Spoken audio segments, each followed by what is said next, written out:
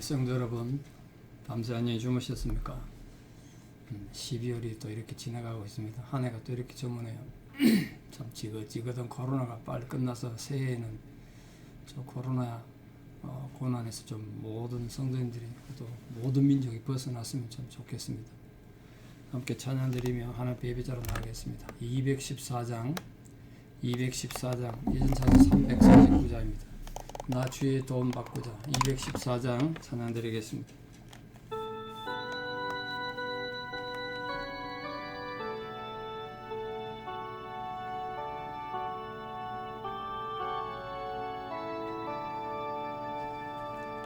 나 주의 도움 받고자 주 예수님께 빕니다. 그 구원 허락하시사 날 받아주소서.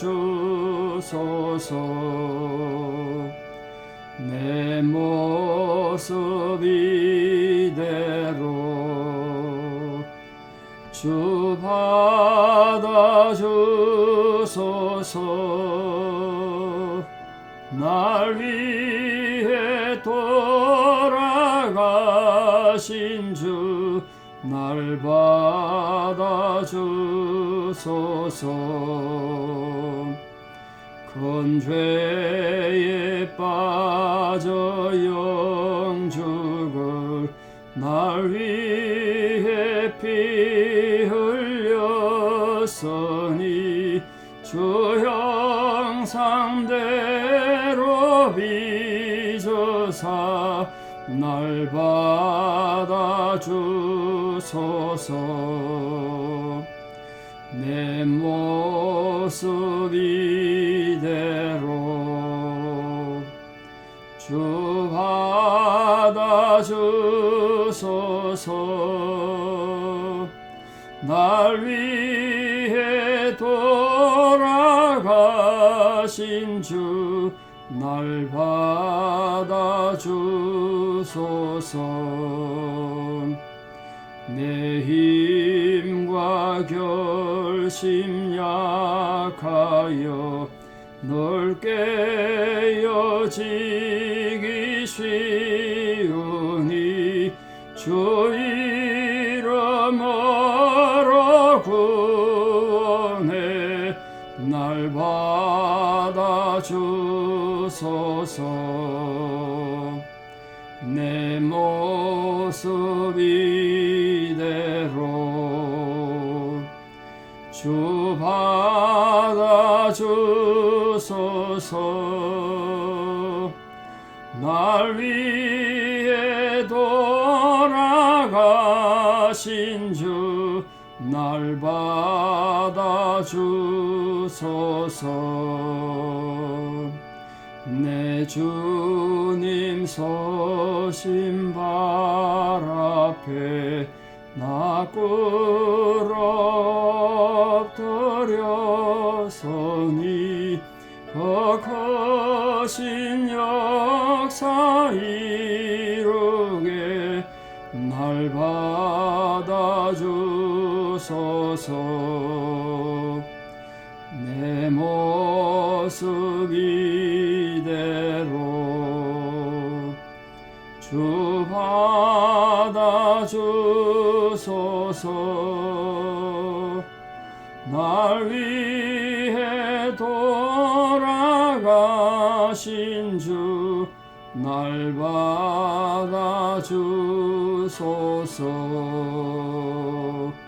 아멘.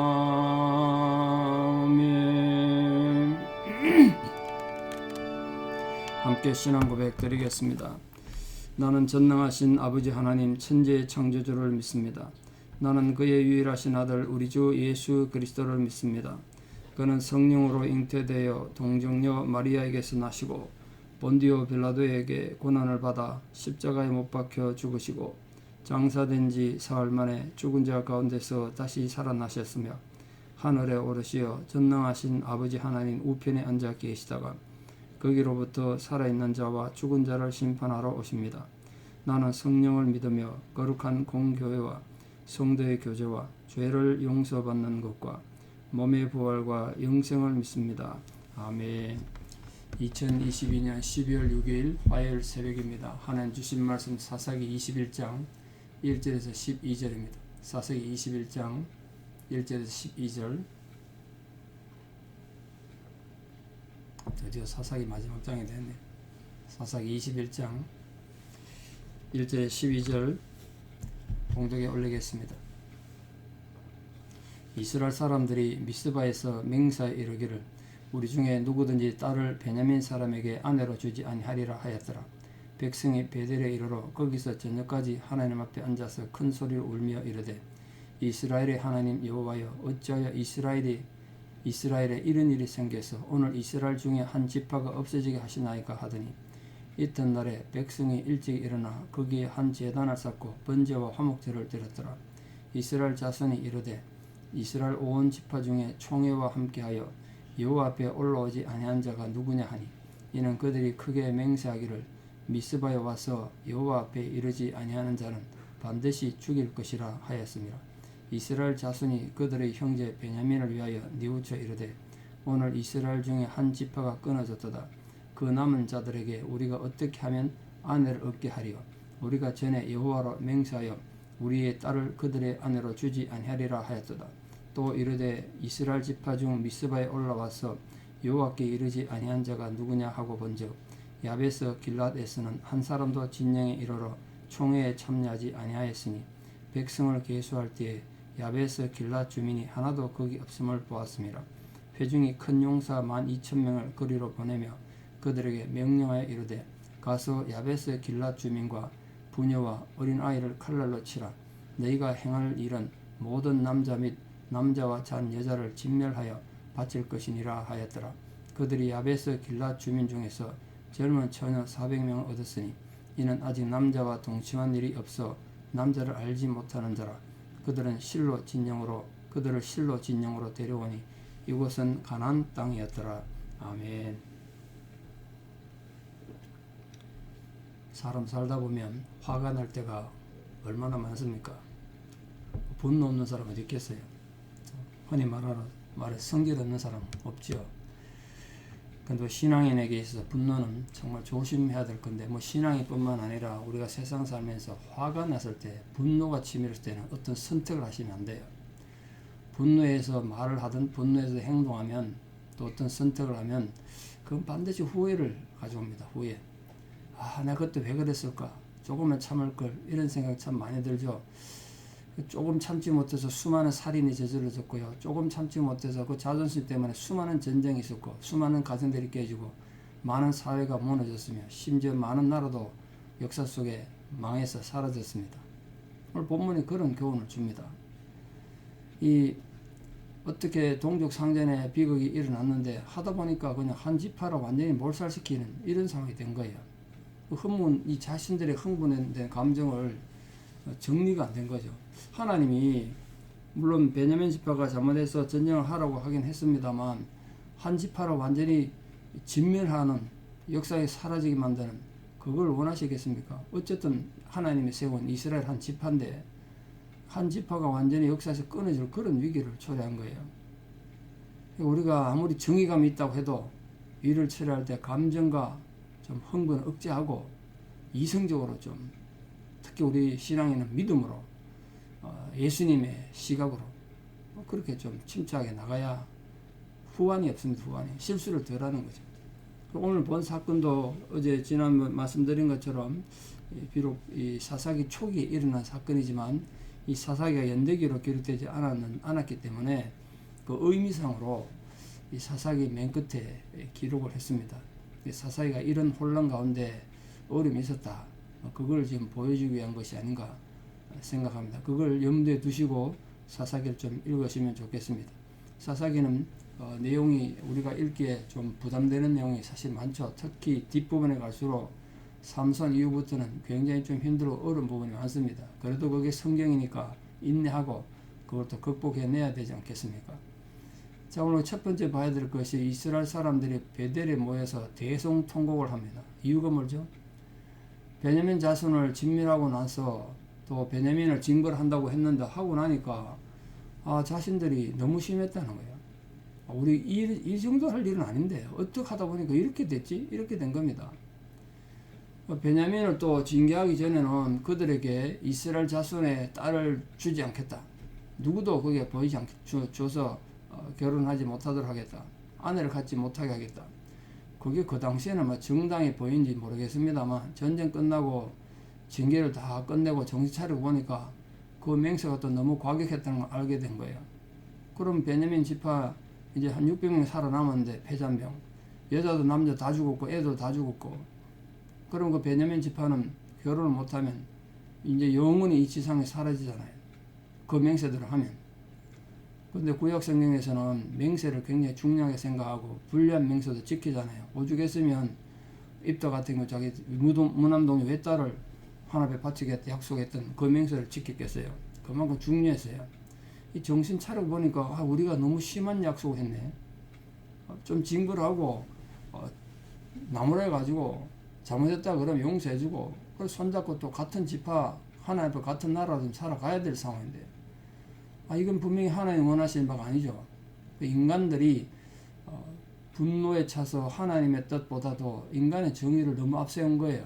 그러니까 여러분 우리가 정의를 이루고 살고 또 정의로운 삶을 살아야 됩니다만 하나님 앞에 너무 인간의 정의를 내세우지 마세요. 인간의 정의가 얼마나 불완전한데요. 나는 다 정의로울 것 같죠. 안 그렇다고 인간이. 정의를 내세우다가 얼마나 많은 비극과 문제를 일으켰습니까? 역사적으로나 교회 안에서도 마찬가지고. 정의의 이름으로 더 많은 파괴를 일삼고 무질서를 가져온 적이 얼마나 많습니까? 근데 그걸 뒤늦게 깨달은 거예요. 그래서 이들이 뭘 했느냐? 번제와 화목제로 드렸어요. 번제와 화목제. 전쟁이 승리했는데 번제와 화목제를 왜 드렸겠어요? 그 이유는 자신들이 하나님의 의의 도구로 베냐민 지파를 징계하기 위한 도구로 쓰임 받은 건 맞는데 정신 차려 보니까 자기들도 자랑 하나도 없다는 걸 깨닫게 된 거예요. 불의했다는 거 자기도. 그러니까 번제를 드린 거죠. 어떻게 보면 죄책감이나 우리가 너무 어리석었다. 그 감정을 자책감을 떨칠 수가 없는 거죠. 이스라엘 자손들이 베냐민 지파가 멸망할 정도로 너무 과하게 징벌한 것도 이건 하나님 앞에 죄악이다. 이걸 느낀 거예요. 회개의 표시로 번제를 드린 겁니다. 번제는 정말 완전한 하나님 앞에 헌신을 나타내면서 자기 죄를 사하는 또 화목제도 마찬가지입니다. 하나님 앞에 죄가 있으면 인간과 하나님 사이에 화목할 수 없지 않습니까? 벽이 생기죠. 그걸 제거하기 위해서 회개하는 마음으로 드리는 게 화목제예요.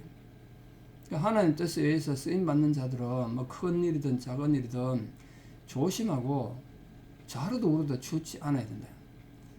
사람 열심히 너무 앞서가지고 하나님의 뜻을 거스르는 그런 일이 없도록 그 성경에 자주 등장하지 않습니까? 좌로도 우로도 치우치지 마라. 베드로 열심히 얼마나 심했습니까? 근데 예수님한테 얼마나 제지를 당했어요. 베드로 열심히 얼마나 컸나고요. 그 하나님 예수님 앞에 여러 번 책망받잖아요. 우리 인간은 열심히 다 아니에요. 열심을 해야 되지만 올바른 열심을 내야 되죠. 두 번째, 오늘 이스라엘 자손이 이 총회에 참석하지 않는 백성들을 죽일 것이다. 이렇게 맹세했습니다. 그 이유가 뭘까요?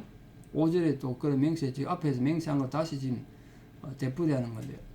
이 총회라는 건 이스라엘 전체가 지금 베냐민 지파와 전쟁하기 위해서 전군 소집한 거죠. 전역에 비상 소집령 내린 거예요. 근데 거기에 가담하지 않는 그 소집에 응하지 않은 지파가 있다면 반드시 죽일 것이다. 또 심각한 맹세를 했습니다. 물론 거기는 이유가 있어요. 왜냐하면 거기 지금 전쟁을 왜 하는데요? 이 베냐민 지파의 기브아 거민 같은 그 아주 파렴치한 인간들을 정죄하기 위해서 전쟁을 하는데 거기에 참여하지 않는다는 건 자기들도 그런 기브아 그런 악인들처럼 행동하겠다는 거예요. 그걸 동조하는 게 된단 말이에요. 그런 죄를 아주 가볍게 보거나 인정하는 것이 되기 때문에 이 이스라엘 전체의 질서를 위해서 그냥 두면 안 되는 거잖아요. 그런 죄를 용인하는 자들도 함께 멸해서 이스라엘 안에서 죄를 제거하겠다. 그런 뜻에서 맹세한 겁니다. 엄숙히 써야겠다는 거예요. 결국 이스라엘 자손이 번제와 화목제를 드리면서 하나님께 온전히 쓰고자 할 때 아직 이 맹세를 지키지 않았던 사실을 기억하게 된 건 하나님의 인도하심이 아닐까 싶습니다. 아직 이 맹세를 못 지킨 거예요. 왜냐하면 이것 때문에 멸족의 위기에 놓였던 베냐민 지파가 회복되는 인간의 머리에서 나올 수 없는 놀라운 해결책이 나왔기 때문에 그렇습니다. 자, 베냐민 지파를 소생케 하는 방법이 뭐냐면 지금 리몬바위에 600명이 숨어 있지 않습니까? 리몬바위는 바위라 그러니까 큰 돌덩이가 아니고 샘물이 흐르는 동굴이라 그랬습니다. 지금도 있습니다. 그리고 물이 있으니까 그 사막 기후에 600명이 살아남았겠죠. 하지만 이스라엘은 베냐민을 정하는 마음에 그들에게 자기 딸들을 주지 않겠다고 맹세했단 말이에요. 이게 난관에 봉착한 거죠. 600명이라도 살려내야 베냐민 지파가 멸절당하지 않고 후손을 보고 계속 지파의 대를 이을 거 아닙니까? 그런데 나중에 봤더니 이 미스바 총회, 즉 다시 말해 전쟁하는데 참전하지 않은 지파나 성읍이 있다. 그들을 징계하면서 거기에서 이 딸들을 데려다가 베냐민 이 패잔병들에게 아내를 주면 되겠다. 그렇게 생각한 거예요. 그래 찾아본 결과 야베스 길랏 거민들이 전쟁에 참여 안 하고 참여하라는 그 명령도 다 거절한 거예요. 그래서 그들을 징계한 후에 거기에 지금 완전히 또 초토화시킵니다. 그래서 결혼하지 않은 젊은 처녀 400명을 얻어서 베냐민 지파의 아내가 되게 했습니다. 600명에 400명이 아직 모자라잖아요. 어쨌든 그래서 베냐민 지파가 이 지상의 대를 이어가는 명맥을 유지하게 되는 아주 오면 하나님의 섭리를 얻게 됐습니다. 그래서 하나님께서는 이스라엘 백성들이 잘못된 맹세긴 해도 그 두 가지 맹세 그걸 다 지키게 하심으로써 하나님의 공의를 이루는 그런 은혜를 베풀어 주셨습니다. 베냐민 지파에게 딸들을 주지 않겠다는 맹세와 이 전쟁에 참여하지 않고 거부한 족속들을 멸망시키겠다. 두 가지 맹세를 다 이루게 하셨죠. 그 결국은 그 인간들의 잘못된 맹세인데도 하나님의 선한 도구로 쓰임 받았죠. 자, 야베스 길랏은 어떤 족속들이고 어디 있는 땅이냐면 이제 요단강 동쪽 편에 있는 땅입니다. 요단강 동쪽 편. 그러니까 지금 가나안 지역이 아닌 거죠. 요단강 동편이니까. 그러니까 이 가나안 동쪽 편에 이전에 땅을 차지하게 됐는데 거기에서 지금 있었던 땅이에요. 근데 그들이 이 이스라엘 백성들이 이렇게 중요하게 전쟁을 하는데 갓지파의 성읍이거든요. 갓지파의 후손들이란 말이에요. 갓지파가 원래 요단강 동쪽편에 먼저 땅을 차지했지 않습니까?